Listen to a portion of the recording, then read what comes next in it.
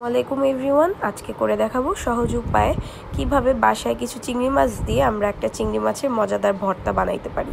তো প্রথমে আমি পেঁয়াজ, রসুন আর কাঁচামরিচটা কেটে নিছি আর চিংড়ি মাছটা ধুয়ে নিছি। এখন চিংড়ি মাছটা আমি গিয়ে একটু লাল লাল হওয়া পর্যন্ত ভেজে নিব। যখন চিংড়ি মাছটা লাল লাল হয়ে আসবে তখন আমি চিংড়ি মাছটা নামায় সাথে নামানোর আগে একটু কাঁচামরিচটা দিয়ে ভেজে ভেজে নিব, কারণ কি একসাথে ভাজা ভাজা হয়ে গেলে কাঁচামরিচটা আমি তেল ছাড়া ভাজতে যাচ্ছিলাম, তো আমি কাঁচামরিচটাও তেল ছাড়া ভেজে নিলাম। তারপর একটু কড়াইয়ে সরিষার তেল দিয়ে এখন আমি পেঁয়াজ আর রসুনটা হালকা করে একদমই মাইল্ডভাবে ভেজে নিব।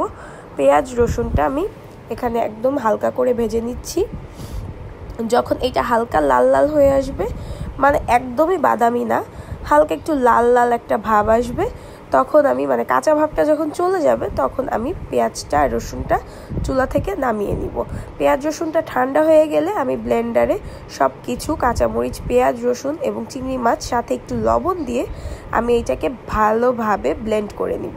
ব্লেন্ডটা একদম মিহি হওয়া পর্যন্ত করব। ব্লেন্ড হয়ে গেছে, এখন আমি নামিয়ে সার্ভ করব। আপনারা কিন্তু অবশ্যই এটা বাসায় বানায় ট্রাই করবেন, কারণ কি এটা অনেক মজা হয়।